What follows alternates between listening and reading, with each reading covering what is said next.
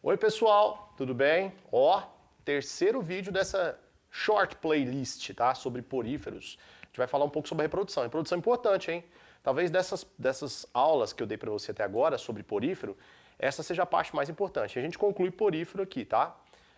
Tá nessa playlist tudo que você precisa para responder as questões do seu material, para entender uma leitura sobre porífero e quem sabe, né, se sair bem numa prova de vestibular, de Enem, tá bom? Claro, tem muita informação por trás disso, mas o grupo dos poríferos ele é pouco explorado em processos seletivos. Eu não me recordo, né, no momento, de algum processo seletivo que tenha abordado porífero nesses últimos anos, nesses últimos dias. As questões que eu tenho feito de poríferos com vocês são questões antigas, tá? São questões já, digamos, desatualizadas. Posso até estar falando besteira, né? Pode ser que tenha um outro vestibular de uma particular aí que cobrou, mas as grandes universidades, né, os processos seletivos das grandes universidades não têm explorado muito esse grupo, tá? Bom, isso não significa que você não tenha que estudar, que você não tenha que conhecer o grupo, tá? É bom você ficar preparado para tudo, tá? Lembra-se, ou lembre-se, né? Se preparar é a melhor solução, sempre. Vem comigo, tá? Com relação à reprodução dos poríferos, eles podem se reproduzir sem sexo ou com sexo. Então, eu dividi meu quadro aqui de uma forma que eu vou explicar para você primeiro a reprodução sem sexo e aqui a reprodução com sexo. A reprodução sem sexo é uma reprodução que vai gerar clones, indivíduos que têm a mesma identidade genética, tá? São idênticos geneticamente. Bom, a maneira mais usual de reprodução sem sexo é por isso aqui, ó, brotos. Então você vai perceber o seguinte, ó, aqui você tem um grupo de poríferos, né, provavelmente já uma colônia, e aí você tem aqui, ó, olha que interessante, ó, na superfície de um porífero, uma massa de células. Essa massa de células a gente chama de broto. O broto, ele é uma massa de arqueócitos ou amebócitos. Lembra dessas células? São aquelas células com formato de amebinha, ó, até coloquei aqui para você, e elas são tutipotentes. O que significa isso? Quer dizer que elas conseguem formar outras células, elas conseguem se diferenciar em outras células e essas outras células vão se organizar no novo porífero. Então, olha que legal o que vai acontecer. A partir do momento que formou o broto, com o passar do tempo, o broto começa a se desenvolver. Olha que legal, começa a se desenvolver. Como vocês estão vendo aqui, ó, formando um novo organismo. Olha que show, hein? Olha aí, é um novo organismo. Esse novo organismo que foi formado a partir do broto, ele pode permanecer fixo aqui, ó, na esponja mãe, nessa esponja aqui que deu origem, ou ele pode se quebrar e viver por conta própria. Nesse caso, ele vai viver, né, isoladamente. O que geralmente acontece é que ele fica preso aqui como se fossem galhos de uma árvore, né? Daí o nome dessa reprodução. Essa reprodução é reprodução por brotamento. Não se esqueça, tá? Uma reprodução sem sexo. Para essa reprodução acontecer, são necessárias as células tronco totipotentes, os amebócitos ou arqueócitos, beleza? Desculpa se eu estou sendo repetitivo, é para ficar bem gravado aí na sua memória, no seu coraçãozinho, fechou? Bom, agora olha que legal, imagina que essas esponjas que vocês estão vendo sejam esponjas de água doce, de um rio, de um lago, tá? Essas esponjas, elas acabam sofrendo muito, porque o ambiente de água doce ele é muito instável. A água pode secar, né? Vamos imaginar um rio que seca, um rio nordestino que seca. A água pode sofrer poluição, algum contaminante pode cair aqui, resíduo de agrotóxico, metal pesado, né? Lembra dos acidentes lá com as barragens?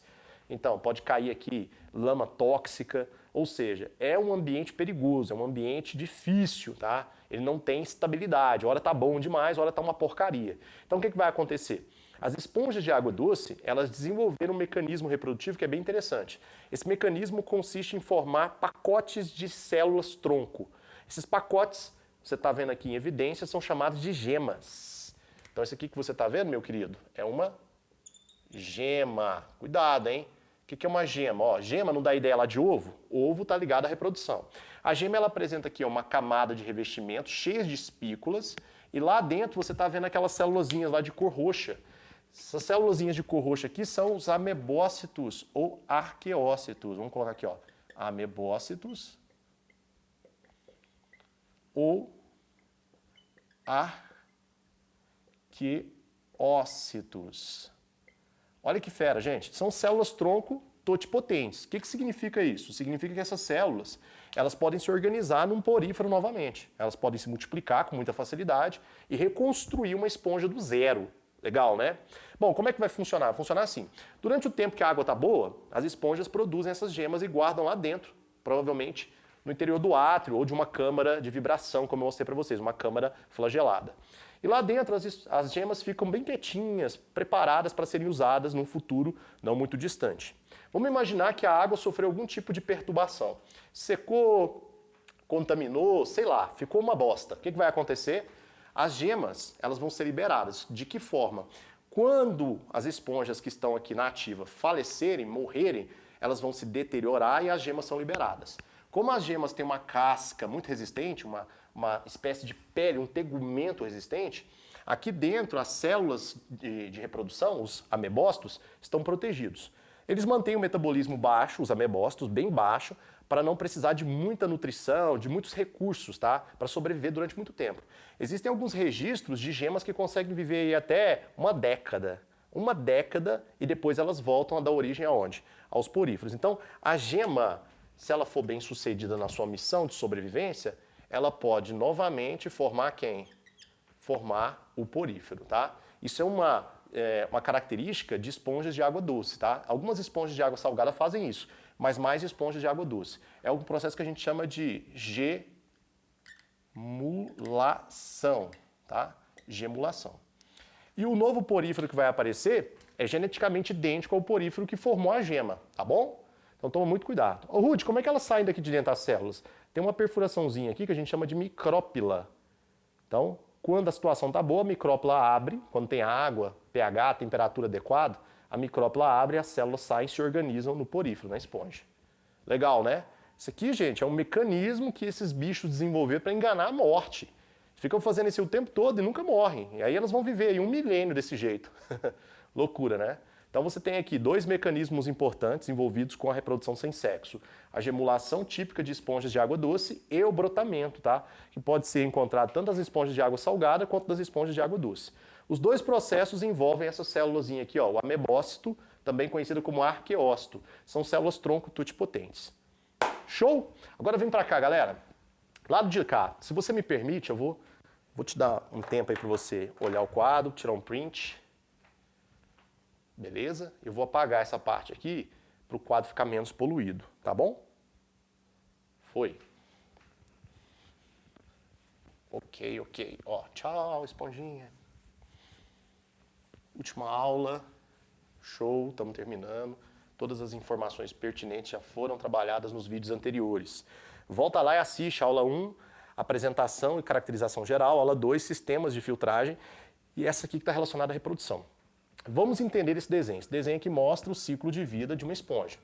Na verdade, eu estou colocando aqui 2 indivíduos, um representando o sexo masculino e o outro representando o sexo feminino. Tem uma coisa interessante aqui já, viu? As esponjas, elas conseguem mudar de sexo. Olha que loucura. Numa estação reprodutiva, a esponja pode assumir o sexo masculino. Na seguinte, ela pode assumir o sexo feminino. Elas ficam trocando de sexo. Legal, né? Ó, se a esponja começou a vida como um macho e terminou como uma fêmea, ela passou por um processo conhecido como protandria. Protandria é começar a vida como um macho, terminar como uma fêmea. Se ela começou a vida como uma fêmea e terminou como um macho, aí a gente chama isso de protogenia. Começar a vida como uma fêmea, terminar como um macho. São manobras que as esponjas fazem para poder fazer aí um balanço, né, populacional entre os sexos, para sempre ter o sexo ali para acontecer a reprodução. Fechou? Maravilha. Então, olha aqui, essa esponja aqui que você está vendo, ó, do sexo masculino, ela produziu lá dentro espermatozoides. Você está vendo aqui, ó. Os espermatozoides são os gametas masculinos. Então, aqui você está vendo os espermatozoides.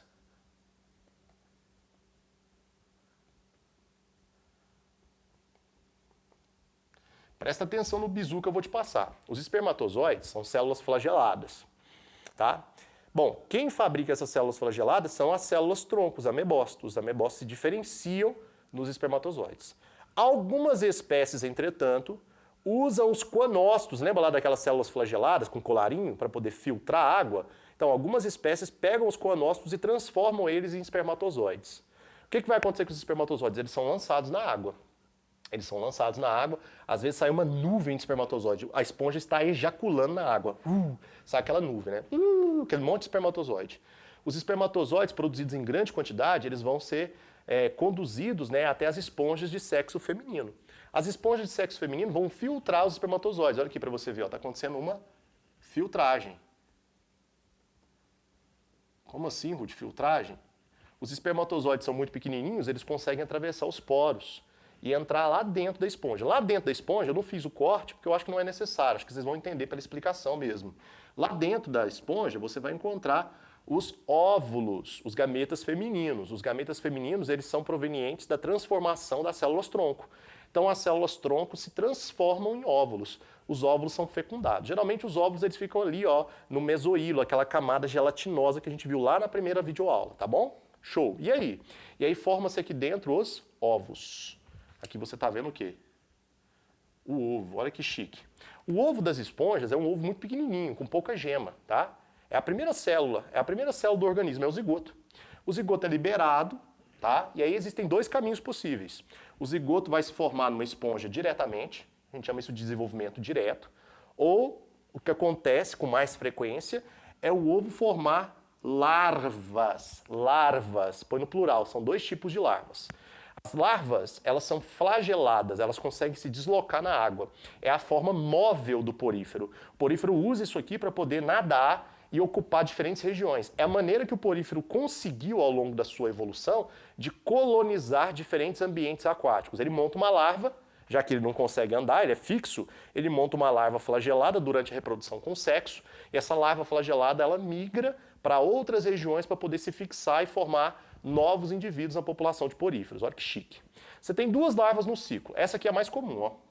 Vocês estão vendo ela cortada, viu? Ela parece uma bolinha com pelinhos. Estão vendo ela cortada em corte. Essa aqui é a larva anfiblástula. Ó, anfiblástula. Olha que legal. Anfiblástula. A anfiblástula é a larva mais comum dos poríferos, tá? Praticamente todas as espécies que se reproduzem por sexo têm essa larva aí. É a esfera. É que eu falei para vocês. Lembra que o desenvolvimento embrionário ele é curtinho, vai até o estágio de esfera? Então, é a esfera, é a blástula. Isso aí é a blástula. O que acontece com a anfiblástula? Ela nada, acha um local adequado, se fixa, igual vocês estão vendo aqui, e forma uma nova esponja, geneticamente diferente dos pais. Beleza? Uma outra larva que pode aparecer no ciclo é essa aqui, ó, que a gente chama de parênquimula. Ela é uma larva maciça que se movimenta com cílios também. Com cílios não, com flagelos, perdão. Essa aqui é a parênquimula.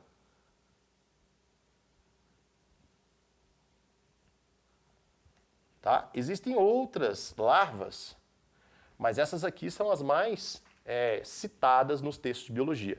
Ou a anfiblástula ou a parênquimula. São as formas de dispersão dos poríferos. A larva aqui tem o propósito de dispersão, já que os adultos ou os poríferos formados são sésseis, fixos, tá? Eles estão grudados no substrato aquático. Legal, né, pessoal? Então, produzir os espermatozoides usando as células-tronco ou os coanócitos, filtragem dos espermatozoides, fecundação interna dentro do corpo da esponja feminina. Os óvulos também são provenientes dos amebócitos. Os amebócitos se transformam nos óvulos. Formou o ovo, formou o zigoto vai se desenvolver diretamente numa nova esponja ou formar larvas que são elementos de dispersão. Vão se espalhar no ambiente, ocupando novas regiões dentro da água, aumentando, né, a distribuição geográfica da população. Olha que bonita essa expressão, hein? Distribuição geográfica da população. E aí, as larvas se fixam no ambiente adequado e vão se transformar nas esponjas. Então é assim que funciona a reprodução com o sexo dos poríferos. Lembrando que as esponjas podem alternar o sexo de acordo com a estação reprodutiva, para manter aí um equilíbrio, né, um balance entre o sexo masculino e o sexo feminino. Fechou? Gente, ó, um abraço forte, apertado, espero que vocês tenham gostado e, sobretudo, entendido. Essa pequena playlist conta com 3 vídeos, eu espero que isso possa ajudar vocês, que vocês possam assistir mais de uma vez, tirar as anotações, proveito e possam aprender cada dia mais. Logo a gente vai para a próxima playlist, tá bom? Ó, beijão, tchau, tchau.